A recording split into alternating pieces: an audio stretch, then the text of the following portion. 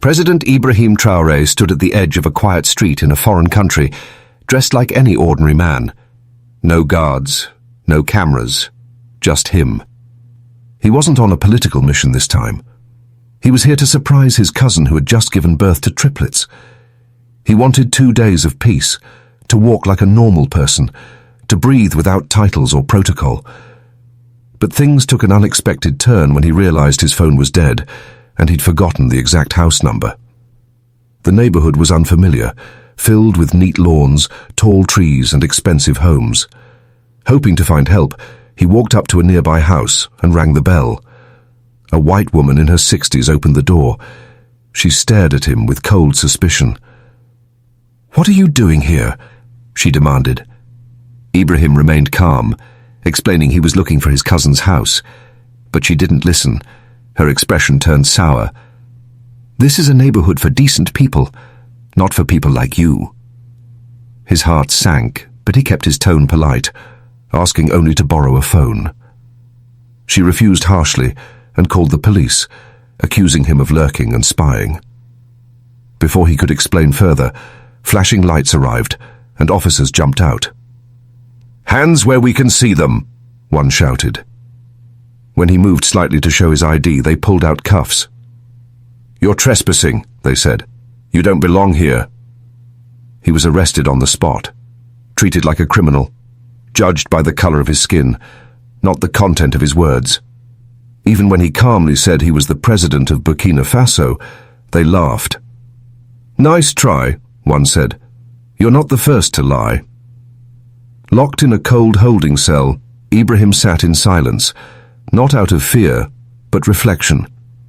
If this could happen to him, a world leader, what must ordinary people face every day? Meanwhile, his cousin Aisha, just 15 minutes away, grew worried. Ibrahim was never late. Calls to his phone went unanswered. Her husband Michael sensed something was wrong.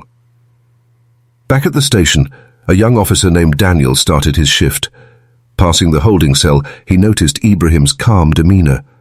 Something felt off. "Who is he?" he asked. "Just another trespasser," an officer shrugged. Daniel wasn't satisfied. He searched Ibrahim's name and froze. News articles, speeches, and images flooded the screen. It was really him, the president, the man wrongly arrested. Daniel rushed back, unlocked the cell, and apologized profusely. Ibrahim stood up slowly. "I told them I wasn't a threat, but they didn't listen." The story exploded across the internet within hours. Journalists swarmed the police station.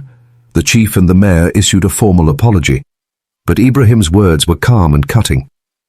"Yesterday, I wasn't a president. I wasn't a visitor. I wasn't even a man.